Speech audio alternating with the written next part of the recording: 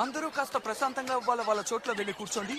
నేను చెప్పిన మాట వినండి. వెళ్ళండి వెళ్ళండి, ప్రశాంతంగా కూర్చోండి. చెప్పిన మాట వినండి. వెళ్ళండి. మీరిద్దరు అటు కూర్చోండి, మీరిద్దరు ఇటు కూర్చోండి. చెప్పిన మాట వినండి. ఇటు రాకండి, గోల చేయకుండా ఉండండి.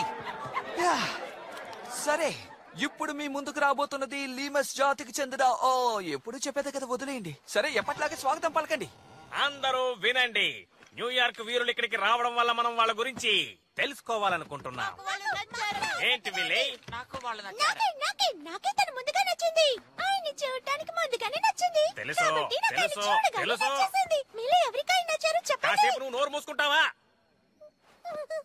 సరే, మనందరికీ ఒక విషయం బాగా తెలుసు.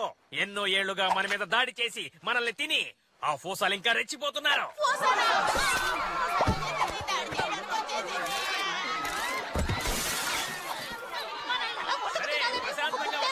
ప్రశాంతంగా ఉండమని చెప్పు మోరీస్. అందరూ ప్రశాంతంగా ఉండండి. చెప్పేది కాస్త వినండి. వాళ్ళు ఇప్పుడు మన మీద దాడి చేయడానికి రాలేదు. కాబట్టి నా తెలివైన పథకాన్ని ఇప్పుడు చెప్తాను. మనం ఏం చేయబోతున్నామంటే ఆ న్యూయార్క్ వీరుల్ని స్నేహితులుగా చేసుకుని ఇక్కడే ఉంచేద్దాం. అప్పుడే మిస్టర్ అలెక్స్ మనల్ని కాపాడతారు. మనం సురక్షితంగా ఉండొచ్చు. ఆ తర్వాత ఆ ఫోసా సైన్యం మన మీద దాడి చేస్తుందని మనం భయపడక్కర్లేదు. ఈ ఆలోచన నాదే. ఇది నేను వేసిన పథకం. అవునా? నేనే ఆలోచించాను. గోల చేయకుండా ఉంటారా? నాకు ఒక మంచి ఐడియా వచ్చింది.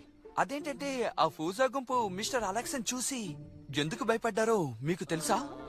ఎందుకంటే మనం కూడా అలా భయపెట్టచ్చు కదా.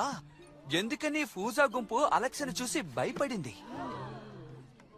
ఆయన దగ్గర ఏదో ఉంది. అది ఏంటని మనం కనిపెట్టాలి. మోరీస్, మాట్లాడేటప్పుడు చెయ్యి పైకెత్తదో. చెయ్యెత్తావు కాబట్టి నీ మాటల్ని రికార్డులోంచి తీసేస్తున్నాం.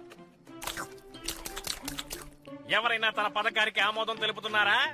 లేదు, ఎవరూ తెలపడం లేదు. కాబట్టి నోరు మూసుకో. న్యూయార్క్ వీరులు నిద్ర లేచిన తర్వాత వాళ్ళు నివసించిన ప్రాంతాన్ని వాళ్ళు చూసుకుంటే వాళ్ళకది స్వర్గంలా అనిపించాలి. దీన్ని ఎవరు ఆమోదిస్తున్నారు?